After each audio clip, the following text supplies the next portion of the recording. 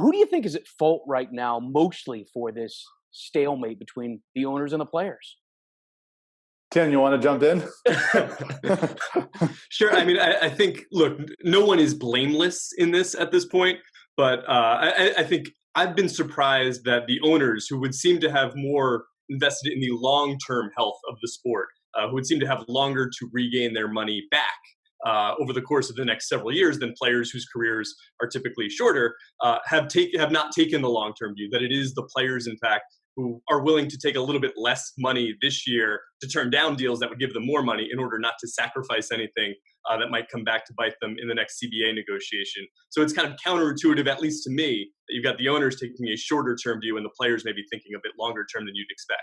Yeah, what surprises me so much about this is that it is in nobody's interest for there not to be baseball right now. It is certainly not in the players' interest. Their careers are very short on average. It's certainly not in the owner's interest because no baseball this year could have huge impacts on their franchise valuations moving forward. And it surprises me that what I'm seeing is we have two sides that seem more concerned with winning this negotiation than actually operating in their best long-term interest, which goes against sort of the doctrine of negotiating, which is everyone ultimately operates in their own interests. Do you think the animosity that has been built over the years through the contract negotiations in the past are starting to come to a head in a really untimely moment right now for both parties? The last few years have certainly played a huge role in this. The level of trust between the union and the league is as low as it's been at least in 25 years, if not longer than that. And it all goes back to the rhetoric around free agency the last couple of years, the concerns about competitive imbalance, competitive integrity, and the upcoming negotiations for the CBA, which expires after 2021. It's probably going to be an even more intense fight than this one. And it's clear that nobody wants to project any sort of weakness now ahead of another negotiations. And I think both sides say, well, if I back down even an inch now, that's going to come back to haunt me, 18 months from now. It just seems so counterintuitive right now. Baseball has a chance to be the heroes. They have a chance to be the ones to bring sports back and return to a sense of normalcy. And who's to say that we won't see fans in the stands at some point this year? How short-sighted, Tim, do you see both sides playing this right now? Yeah, I mean, the whole plan at the start of May when they're rolling out this idea of coming back on July 4th, and you can imagine just the optics of how cool that would have been for the United States.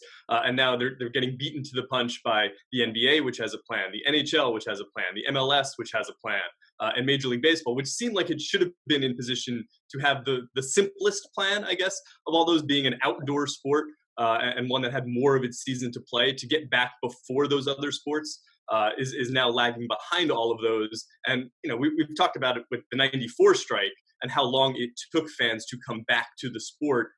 You wonder what kind of lasting impact it would have. If they play this season, maybe that is mitigated somewhat. But if you miss the entire 2020 season while other sports come back, that's really hard to come back from. And you think about what baseball faces moving forward, it's going to be going up directly against the NBA playoffs. The baseball playoffs, the NBA playoffs this year are going to be going head to head if there is a baseball season. Not something baseball wants to be a part of. And that could become a long-term reality for baseball as the NBA sort of considers shifting its schedule. This could be a really tough time for baseball's sort of long-term future. Next year, we don't know that there'll be 40,000 people in the stands. Next year, we could be having this exact same conversation next February, next January. Then CBA negotiations come up. Baseball's not as popular as it was 25 years ago. To me, this could have a longer impact even than the strike of 94, 95. And we saw, as Tim said, the damage that did to the reputation of just all of Major League Baseball and how difficult it was for players and owners to earn the fans' trust back once again. The thing that I keep hearing about is how the owners are saying that this year could be a year where they're completely losing money. Is there a chance that the owners don't want to have a season? I think there are certainly some owners that wouldn't mind not having a season. You think of teams that aren't particularly competitive or don't draw well anyway. Well, why would they want to hold a season without fans at all? It's really the union doesn't trust the owner's stance on that, and that goes back to what Jared was talking about with the distrust between the league and the union, that the union wants to see more proof of the league's stance that it loses money with each game that it plays this season. All right, guys, what has to happen this week to ensure we will be seeing baseball this summer?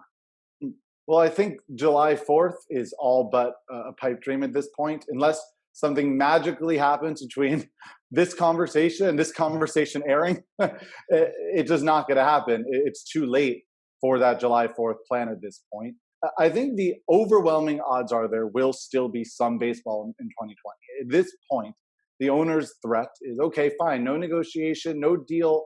We're just going to impose a 48 game season on the players. They have the right to do that as long as they pay them their prorated salary. That is not a good outcome for baseball, to have a short season that fans would not consider legitimate with an aggrieved workforce that does not want to be there. Maybe that's better than no season at all, but I don't think it's much better. And all it does is kick this real big labor strife down the road for a year. Yeah, and we're seeing it kind of steadily march toward that possibility. The longer this drags out, the later a season can start. The league doesn't want to play any regular season games into October. Sooner or later, they're only going to have time to play 48 to 50 games before they want to get a playoffs in. Tim Britton of The Athletic, Jared Diamond of the Wall Street Journal. Thank you so much, guys, for your time today. Really appreciate it.